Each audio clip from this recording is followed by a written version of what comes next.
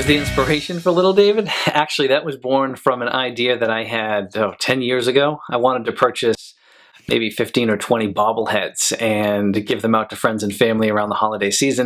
I just wanted to give the gift of David, and I wanted to see their reaction. Much like that old lady from The Wedding Singer, when she wanted to see his reaction when he ate the meatballs.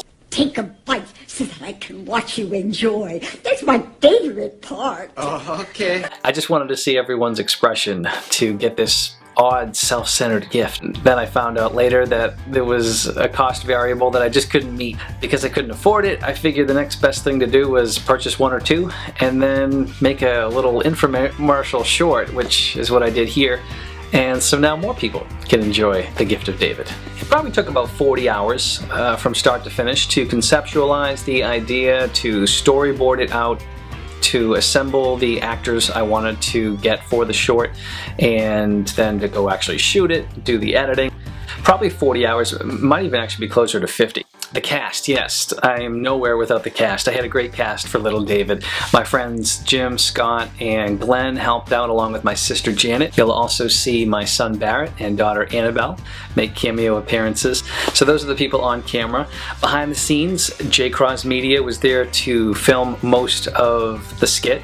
Anything that was well lit and looks in focus was J. Cross Media. Anything else probably was me. I didn't want to burden him with every shot, so I did a few myself, but he did most of them. And then my friend Ann Everett did a voiceover in a British accent. It was fantastic. I also had my friend Bobby, and this is a spoiler alert. My friend Bobby did a little bit of motion magic on the mouth for Little David, so Little David has a voice near the end of the skit, so says a few words. I'm not going to give away more than that. And my wife helped find the musical score that accompanies the entire skit from start to finish. It has a good light bounce. It moves right along. There was a great crew of people that I got to work with, and that made the experience rewarding and fun, and I love to get my family involved, so I had to make sure everyone had a role. So what was the hardest part of making Little David?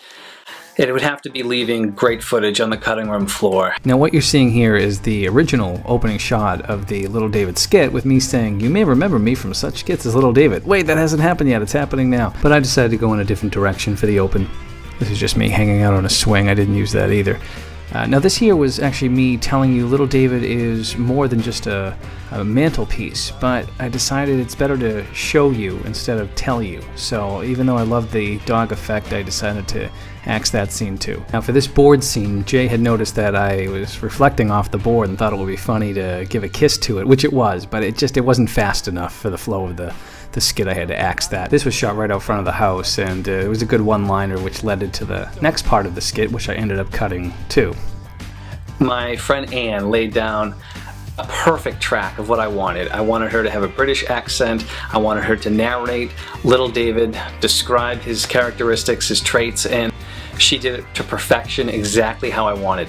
When I was viewing the short with my wife, we were watching it from start to finish, and it just didn't seem to fit. I brought that clip. Can you roll that? We can cut to it right now. Introducing Little David, who comes with sleek tapered black trousers, a vintage buckle belt, and a blue-violet button-up shirt. A prize-winning smile sits atop his sturdy frame. Standing 6 inches tall, this handcrafted hazel-eyed delicacy is elegance redefined. Little David is an absolute must for anyone with vision, and even better for those visually impaired. My name's David Bonvie, and I'm a filmmaker.